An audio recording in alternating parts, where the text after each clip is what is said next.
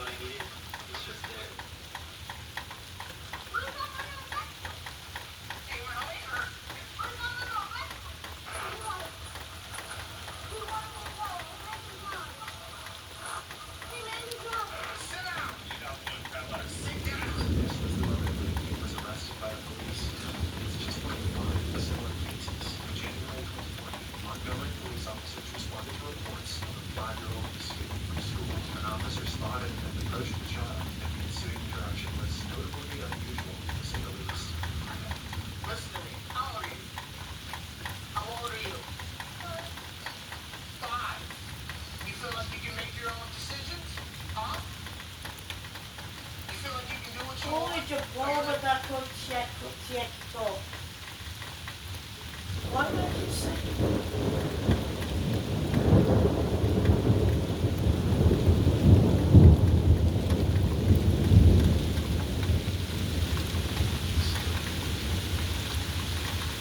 Oh, you can hear the rain.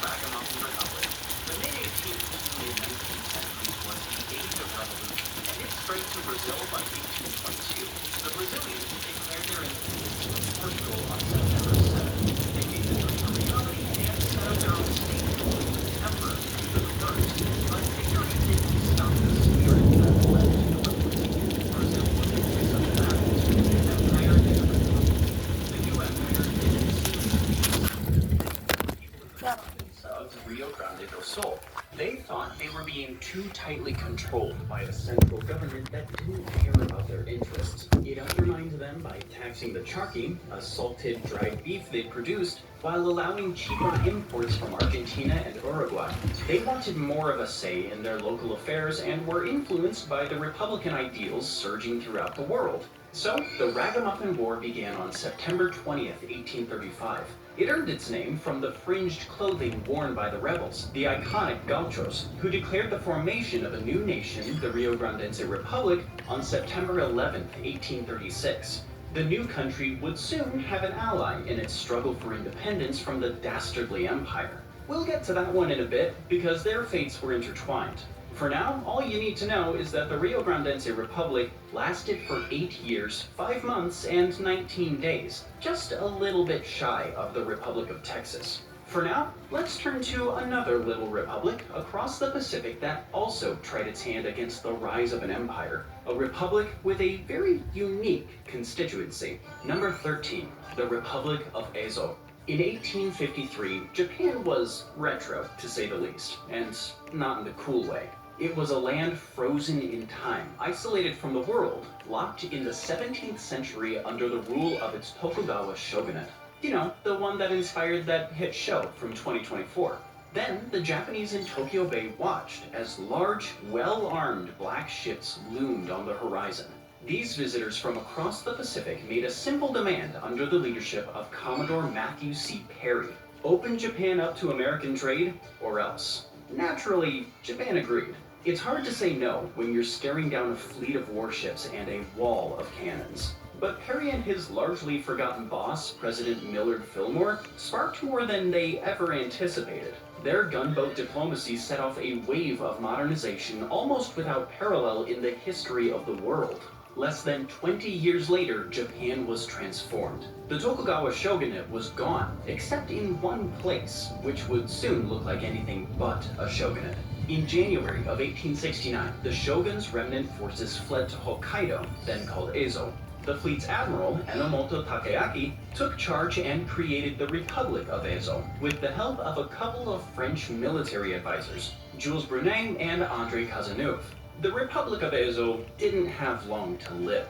The superiority of Emperor Meiji's forces was overwhelming. It only lasted for 151 days, but look what it did in those 5 months. This remnant shogunate had a constitution based on the United States and held the first ever elections in Japan, with Takeaki becoming president. Voting rights were limited to the samurai class, but hey, that sort of thing was standard for the time.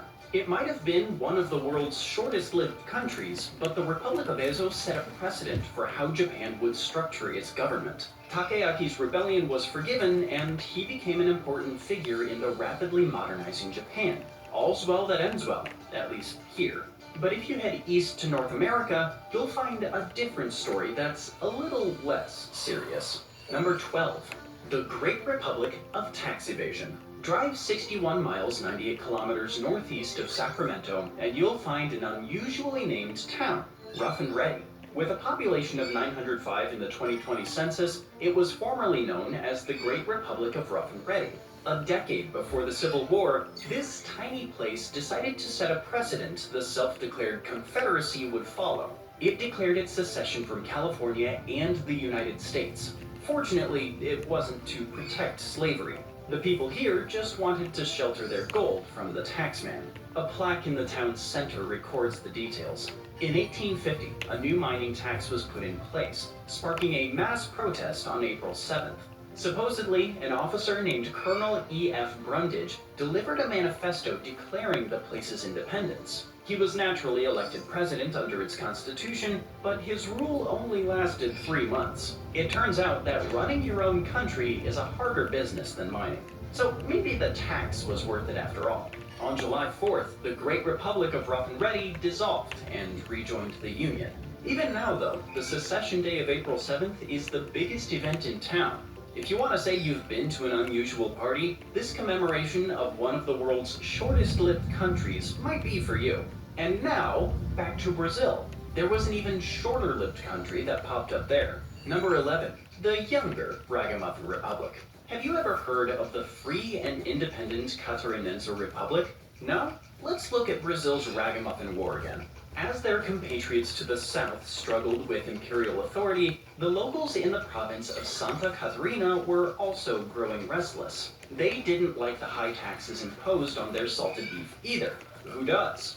They also disliked Brazil's centralized form of government. So they declared themselves a free and independent republic and joined the cause of their comrades in Rio Grande do Sul. They were less successful, and their republic was overrun and dissolved in less than 3 months. It only lasted from July 29th to November 15th, 1839. But there's an important wrinkle in this story. The Catarinense Republic wound up leaving an important legacy for the world, but not so much in a what, like the last of the samurai did in Ezo. This legacy was more like a who.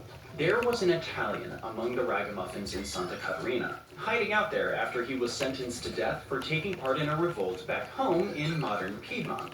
His name was Giuseppe Garibaldi, and he would use his combat experience here to help unify Italy when he finally returned there.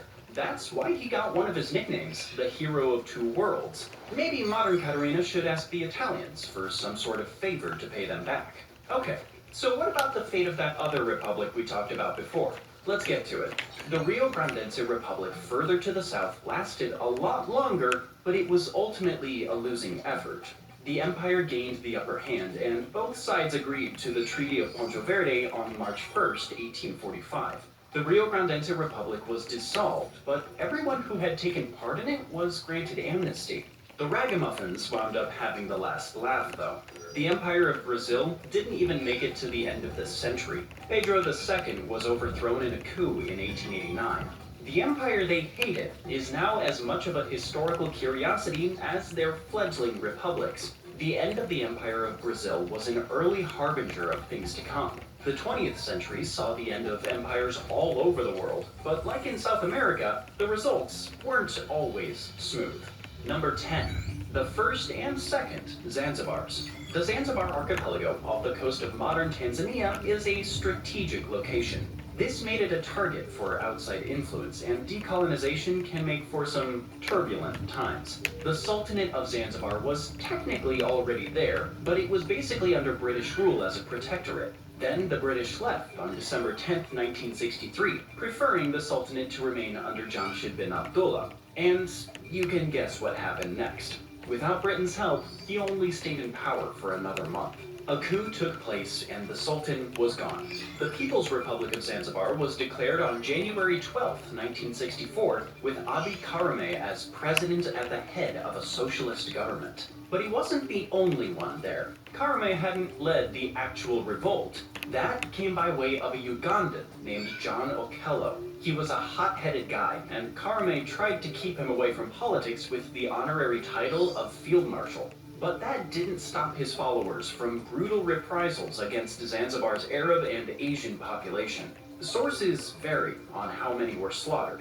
somewhere between 2 and 4,000. However, the numbers vary depending on that source. Some report up to 20,000 died. The Europeans there were spared because Okello didn't want those complications. At least this People's Republic didn't last long either. It merged with the short-lived state of Tanganyika at the end of April, giving it a lifespan of only 104 days. That was still much longer than a reef nation, almost literally in the middle of nowhere. Number 9. The Republic of Iraq. Las Vegas and eccentric personalities often go hand in hand. We'll let you judge whether the city creates the personalities or the personalities create the city. But the Vegas real estate magnate Michael Oliver was one of them. Either way, in 1972, he came up with an idea that seemed brilliant, at least to him. He would build a libertarian island nation in the South Pacific. So, the Ocean Life Research Foundation was born. Oliver found the perfect place for his island nation, the Minerva Reefs, 301 miles, 484 kilometers southwest of Tonga. All he needed to do was raise them at least a foot, 0.3 meters above the high water mark at high tide.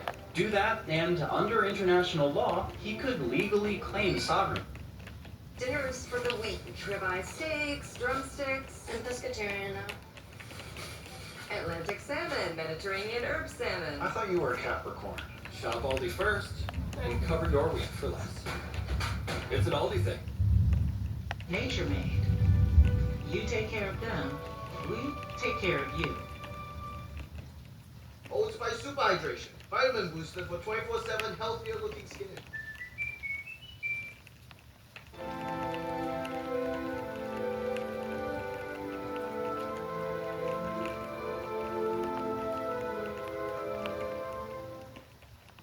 It's 2019. We have been creating one mega sound bundle after another. Inspired by the greatest DJs and music producers of our time. The time has finally come.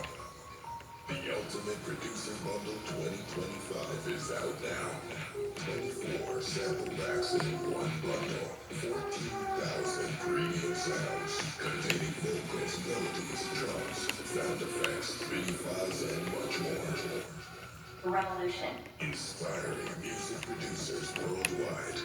Get this bundle now and become the next legendary producer. With this bundle, your life will never be the same. Pretty simple, or so he thought. He hired a dredging ship, and the effort succeeded. On January 19th, 1972, the Republic of Minerva was officially declared. There might not have been any towns in this new country, but at least there was a flag and beaches. It even had its own president, Morris Bud Davis, elected in February. Then the Tongans reacted. Their 400-pound, 181-kilogram King Taufa Ahau Tupou IV sent a force of 90 working prisoners and a 4-piece band. Is it really an invasion party without one? The men landed, took the Minerva flag down, and raised their own. Then the band played the Tongan national anthem. Presto! The new islands had been conquered in the name of Tonga. The republic was at an end. President Bud returned in 1982 to try to liberate the reef, but Tongan troops repelled him after 3 weeks. The dream is still alive through Michael Oliver's Phoenix Foundation, though. But there's a problem. Minerva has been mostly reclaimed by the sea from whence it came. No word on where the Foundation will try to go next. Wherever it is, the next Minerva at least won't be the product of an invasion like this country was. Number 8. The Puppet Republic. August 2nd, 1990. Saddam Hussein invades neighboring Kuwait to seize its oil, wipe his debts clean, and entrench himself against what he fears as a rising tide of American hegemony. But that's not the official story. Officially, Iraq said that it had invaded Kuwait to assist a movement of Kuwaiti revolutionaries against its monarchy. The emir fled, and the Republic of Kuwait was set up in his place. But this country was only there for one reason: to make Iraq's acquisition of it look legitimate. That's what it did on August 28th, when it was formally annexed and its territory divided. The northern part of the country was absorbed into Iraq's Basra Governorate, while southern Kuwait became a leftover province under the name Kuwait Governorate. So went the independent Republic of Kuwait, which lasted just shy of 4 weeks. Then the rest of the world mobilized against the Iraqi invasion, and, well, we all know what happened from there. But hey, the Puppet Republic was around a week longer than another republic that became arguably the most prized possession of the United States. Number 7, the Bear Flag Republic. Remember the Great Republic of Rough and Ready? Aside from the whole secession from the United States thing, it was just following a local and very recent tradition. Look at California's flag. Have you ever wondered why it has a bear with the words California Republic on it? It all goes back to 1846, when this place itself became one of the world's shortest-lived countries. California was once part of Mexico, a neglected part with a lot of American settlers. When war between their mother country and Mexico loomed, the alarm bells tolled louder. They didn't want the Mexicans to attack them first, so the settlers rebelled. This was the Bear Flag Revolt, and soon there was an army on the move to respond. Just not the one you'd expect. The whole revolt was encouraged by John C. Fremont, an officer in the U.S. Army, who was supposed to be there on a scientific survey. Wink, wink. The California Republic was declared on June 14th in present-day Sonoma County. Phase 1? Complete. On July 1st, Fremont and his troops occupied territory including San Francisco, while Commodore John D. Sloat took Monterey without a fight on the 7th. 2 days later, it was clear that there was no need for a California Republic. The Bear Flaggers had performed their jobs as proxies perfectly. The independent country of California was dissolved after a lifespan of just 3 weeks. But even 3 weeks was a long time compared to what some rebels had in mind across the pond a few decades earlier. Number 6, the Republic of Connaught. The relationship between Britain and Ireland has always been a tense one, and it certainly wasn't going to escape the mania of the Age of Revolutions. The French Revolution supercharged things in the Old World, and the relationship between the French and the Irish was always a source of anxiety for London, especially now that revolutionary France was trying to spread its project further afield. A group called the United Irishmen jumped at the chance. They and their French allies actually won against a British force at the Battle of Castlebar on August 27, 1798. Riding that wave, the French general, John Joseph Humbert, declared an Irish republic and became its commander-in-chief. The first step toward that ultimate goal? Establishing the Republic of Connaught in the province. A local man named John Moore was declared as its president. Naturally, London wasn't going to just sit back and take this. Irish independence was bad enough. Irish independence as a French puppet state was intolerable. So it sent a famous general, one who was eager for redemption against revolutionary forces like this. General Charles Cornwallis may have lost to George Washington once, but he wasn't about to treat this uprising as a sequel. So just to make extra sure of victory, he hired a lot of mercenaries and added them to the British regulars. The results were immediate. The United Irishmen and their French allies were crushed just 12 days after the Republic of Connaught came into being. Still, the uprising spooked London, so 2 years later, the Acts of Union were passed to create the United Kingdom of Great Britain and Ireland.